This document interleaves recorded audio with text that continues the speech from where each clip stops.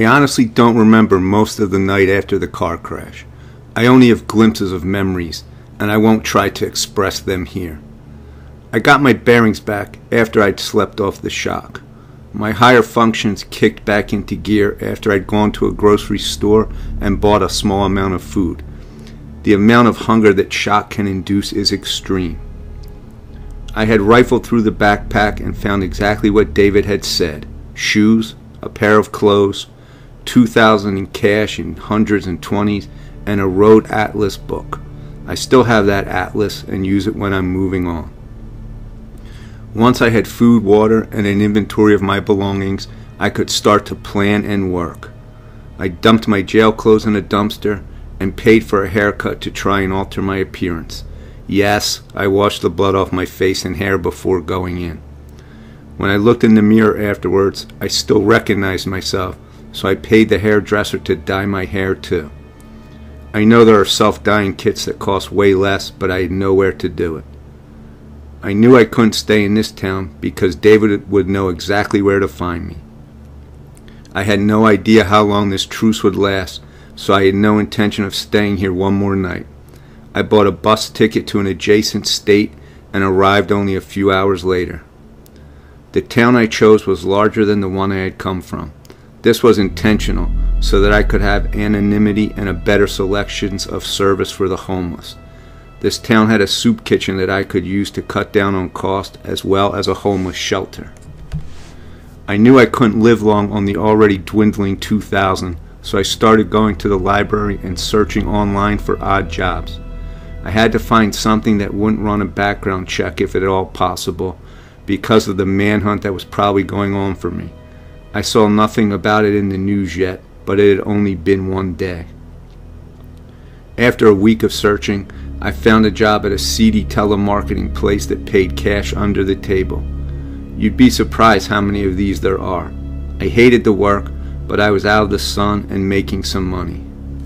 Before I found a rundown and half-empty apartment complex to live in and pay weekly, I slept in the homeless shelter.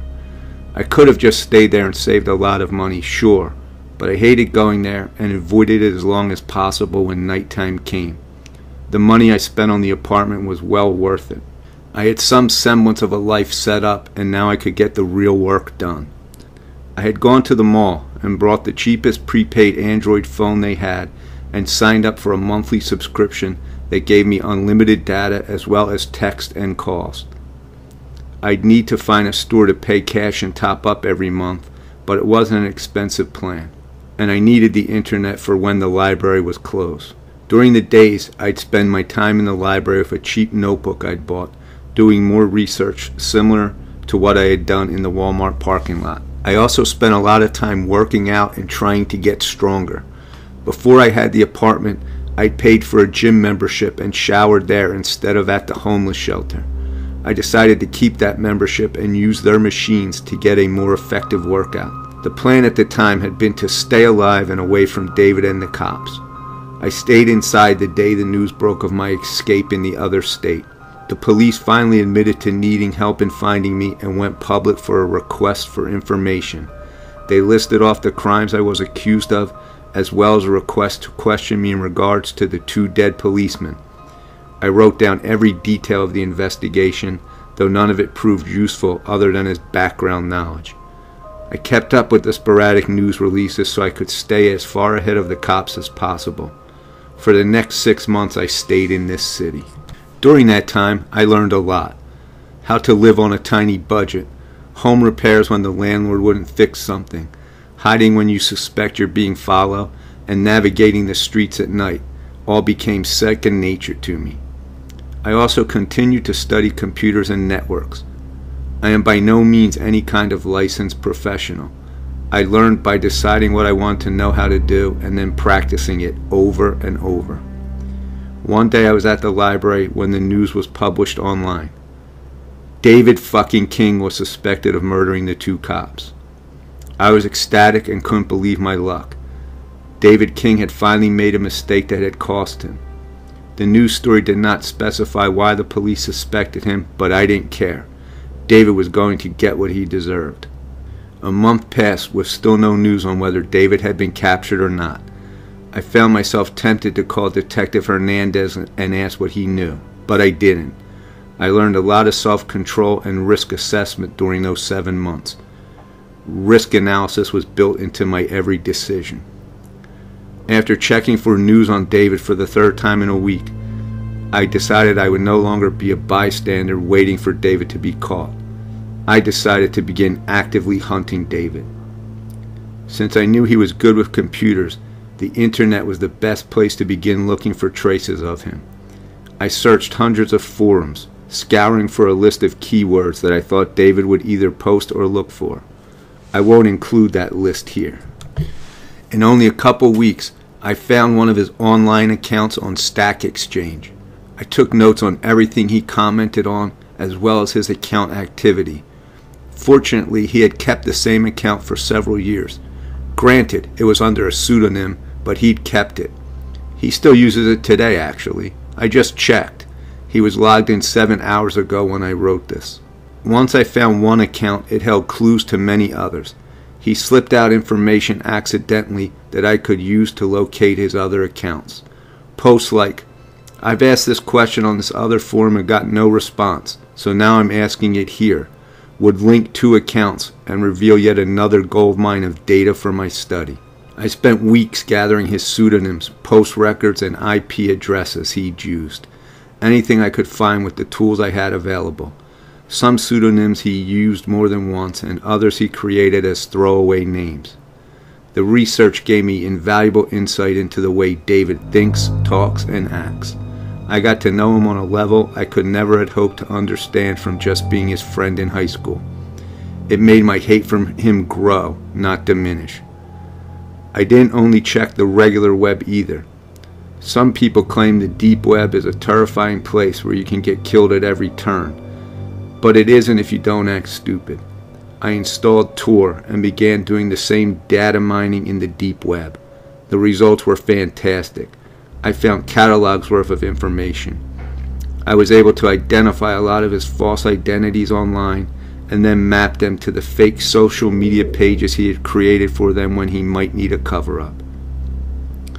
And all of this came because he insisted on using the same usernames over and over again. Why did he do that? Because he wanted people to know who he was when they interacted and respect him. That's a weakness. One day, just for the hell of it, I sent him a message as myself to one of his accounts. I made my email address visible on purpose. He'd need it. The spam mail started instantly after that. The response was so childish and brash that I was smiling that whole day. I knew that I could get to him. I also tried calling the Psychological Institute where David's records should be. If I was lucky, I could get my hands on another copy of his evaluation and study it with new eyes. There was no such luck, however. David had called them and told them not to send copies to anyone because he was the current victim of fraud. How ironic. I was able to use his accounts that were used the most to track down his location. Sometimes he used a VPN and sometimes he didn't. Recently, last week actually, he moved to a nearby city. He seemed to be following his own instructions to his partner to move along after only a couple days. He was jumping from city to city, but not crossing the entire country every time he moved. He was making a snake-like trail throughout the country. I went over to this town he'd moved to and walked the streets for hours, hoping for a glimpse of him. It was just my luck that he walked out of a grocery store just as I was walking in. He didn't notice me, but I followed him back to where he was staying. For a couple days at least, I knew where he was. The next few days were spent in surveillance. I watched him day and night, following him everywhere. I saw no sign of Katie being with him though, which made sense. His partner only came to visit once. He stayed for only 10 minutes before leaving in a car I hadn't seen him arrive in. I blew my opportunity to follow him since I had no car of my own. When David moved on, I followed him. I slept on the streets again, unwilling to let him leave my sight. I followed him around and learned so much about him from his routines and habits. I had learned so much about my enemy and my nemesis that I was finally ready to confront him for the last time. And now, everyone, we come to the crux of the story. This is the focal point that this entire series had led up to. Hello, David King. I know you're reading this. I see you check it during your morning coffee routine at Starbucks. It took you a few days to find it, but I knew that if I told the story through to the end and gained enough popularity, you'd find it. The more people who became interested, the more likely you were to see it. And now, here you are. I'm sitting here watching to see your face when you read this part. This has been the buildup of the entire series. I wrote all this for this one moment. You've read every comment. I've seen you scrolling through them and opening sub-comments to see what they say. You're very interested in what everyone has to say. And the one thing you can conclude from the comments is this. Everyone here hates you. Every last one. Hundreds of people now hate you. Many of them have offered time, talent, and cunning towards your complete destruction. I have refused their help until now. I want Katie back. All my stalking hasn't told me what really matters, where she is. So I'm using this thread to get to you. Either you give me Katie back, or I release everything about you to all these people who hate you.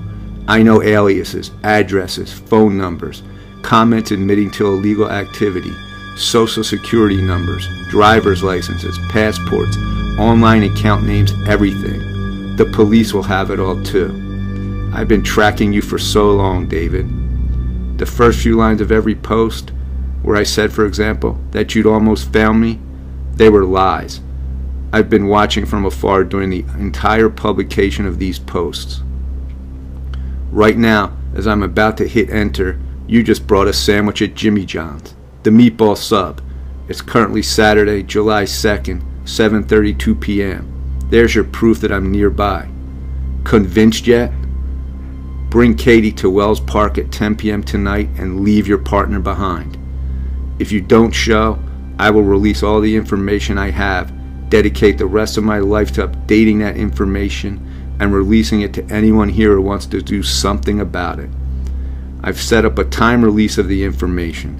It will automatically post via private message to everyone who ever commented on these threads, and they will spread it even further. The timed release will occur at 3 a.m. tonight unless I'm there to stop it. You need 2 people to stop it, each with their own password. No, I won't tell you who the other person is. For everyone else here on the thread, I will have another post up in at least 48 hours. I'm giving myself a time buffer to respond in case David tries anything stupid. If I don't write an update and the information has been released, you'll know what happened. You have all asked what you could do to help me. If you receive the information, do what you need to do. See you soon, David.